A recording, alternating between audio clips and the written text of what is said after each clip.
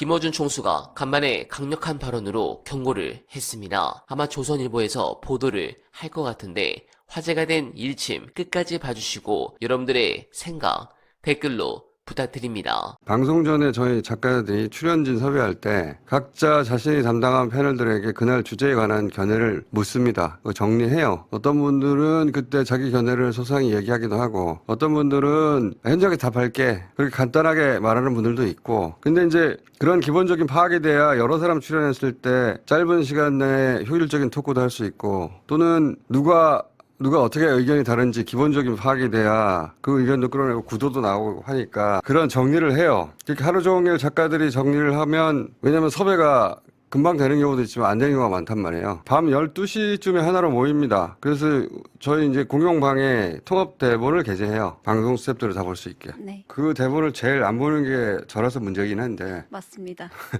하여간 장인수 기자 케이스도 다 그런 단계를 거쳐서 그 기록들이 남는단 말이죠. 그리고 그 최종 대본 역시 스태프들이 볼 수 있는 방에 지금도 남아 있어요. 어떤 단계 기록에도 장인수 기자가 그날 라이브에서 한 말은 없습니다. 그러니까 미리 알고서 짜고 쳤다는 식의 주장을 하는 분들은 무슨 근거로 그런 말을 하는지 모르겠는데 저희한테는 장인수 기자가 출연 전까지 자신이 라이브에서 말한 내용에 대해 전혀 언급하지 않았던 걸 기록으로 모든 단계에서 마지막 대본까지 시간까지 다 저희는 입증할 수가 있어요. 그러니까 고소 고발 들어오면 좋죠. 저희는 모조리다 무고로 보내버릴 테니까. 그리고 어제도 얘기했지만 기자는 자기 특종을 미리 말하지 않아요. 이게 이해가 안 가시나 본데 그 장소를 뉴스공장으로 선택한 장인수 기자에게 왜 그 내용을 저희에게 미리 알려주지 않아서 저희를 고독스럽게 만들었냐고 뭘 할 생각이 저는 없습니다. 그 취재 내용의 신빙성에 대해서는 장인수 기자 본인이 책임져야 할 일인데 언제 어떤 형식으로 자신의 취재 내용을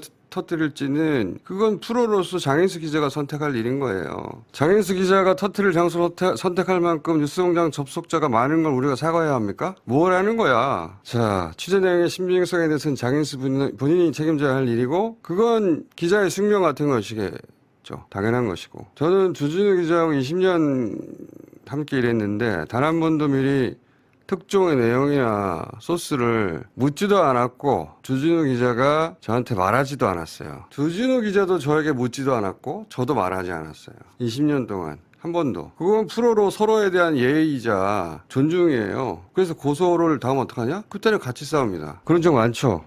제 말에 이해 못할 대목이 어디 있는지 모르겠는데. 어쨌든 저희 작가들 괴롭히지 말라고 다시 한번 얘기하는데 장인수 기자가 그 말을 할 것을 저희와 공유하지 않았어요. 미리 짜고 한 게 아니에요. 네, 공감합니다. 장인수 기자의 보도는 본인도 인정했지만 아쉬운 부분이 당연히 있습니다. 그런데 디올백 특종 하나 받아쓰기도 못하는 언론들이 없는 말을 만들어 너도 나도 보도를 쏟아내는 걸 보니 기가 막힙니다. 또한 참 매정한 세상이라는 생각이 듭니다. 장인수 기자가 그동안 기득권 언론들이 침묵하는 성역을 깨기 위해 또 감춰진 진실을 수면 위로 끌어올리기 위해 얼마나 치열하게 싸웠습니까? 권력에 눈밖에 나는 것을 두려워하지 않고 최전선에서 날카로운 창을 휘둘렀던 전사입니다. 실수가 있었는지 혹은 누군가의 악의적인 함정이었는지 아직 결론이 나지 않았습니다. 그런데 현재 민주진영 내부의 모습을 보면 이제 누가 좋은 회사 퇴직하고 디올백 같은 보도를 할지 모르겠습니다. 여러분들은 어떻게 생각하십니까? 소중한 의견 댓글로 많이 부탁드리며 어나바는 오늘도 최선을 다하겠습니다. 여러분 고맙습니다.